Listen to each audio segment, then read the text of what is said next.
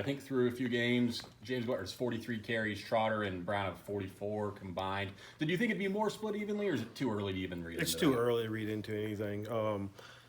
Opportunities are there. We talked about it after the Mississippi State game. We didn't have the ball in the third quarter. Right. I think their carries would have went up. We didn't have the ball, so there wasn't any opportunities there. But I had James in the game just kind of end the game because of his running style. But in the third quarter, my plan was to continue to do the rotation like I was been doing it, but we just didn't have the ball. How proud were you of James to still run through so many tacklers against a good, SEC defense? Well, that's the thing we talk about as a unit is in practice, no matter if it's just helmets, shoulder pads, whatever the drill is, we're always live. So those situations coming to happen in games, we're ready for those situations to run through tackles, run through arm tackles. We talk about that all the time, run through the smoke. And so he did a really good job with that.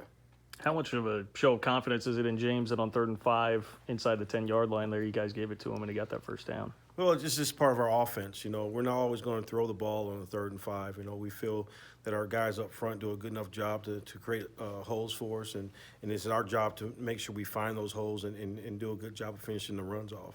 How pleased of the running game have you been through the first 3? Very pleased. I think, it all starts up front. And I tell those guys every single day, it all starts with those guys. And if it's a situation where we have to check to a run from a pass, and Skyler does a great job. So it all starts up front.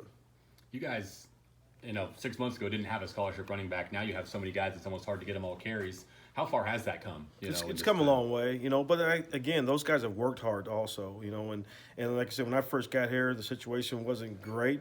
But at the end of the day, I couldn't worry about it. I had to coach the guys that were here and continue to coach the guys that are here now.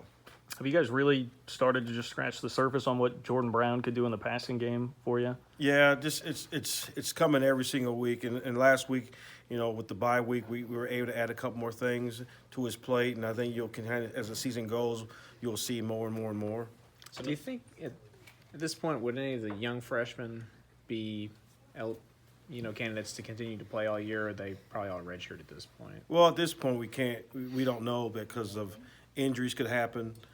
So guys are still getting reps and understand that, the opportunity could be there if something would happen injury-wise. So right now we have not said, hey, we're going to definitely redshirt any of them.